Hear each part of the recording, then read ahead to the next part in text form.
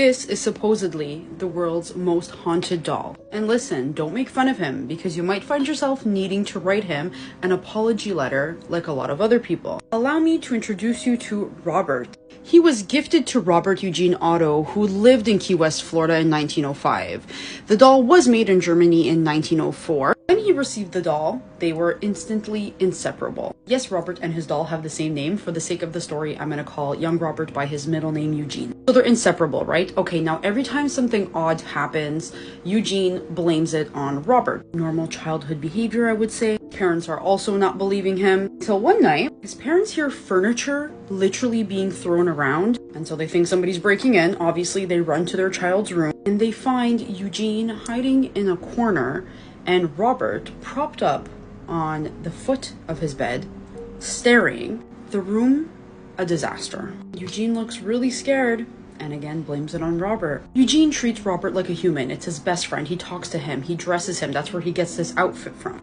But occasionally, his parents hear an answer. They hear like the occasional voice. And when they ask Eugene, who are you talking to? Robert. There's also other weird paranormal activity happening in this home, and they find dolls missing limbs and eyeballs. One day, a plumber was working at the home and he heard children laughing and running around and things being thrown around. Meanwhile, he was there alone. And when he went to check what it was, he opens the door and finds dolls thrown everywhere, but nobody's there. He used to leave Robert on a windowsill at the front of the home. And plenty of people would say that his head would follow them. He would move, he would disappear, he would be there 1 second and then like they would turn around and he would be gone. Eugene gets older, leaves for art school, meets his wife in Paris, and gets married. Now they're living together and he cracks out old Robert. Again, it's like they're best friends. His wife doesn't like his unhealthy relationship that he has with this doll.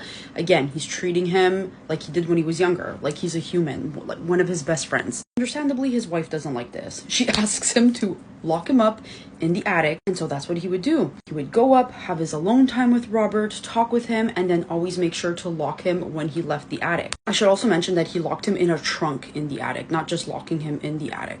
But occasionally, they would still find Robert around the house, and people would say they would find him on the windowsill watching them from outside. He would somehow get out of that box, the locked attic.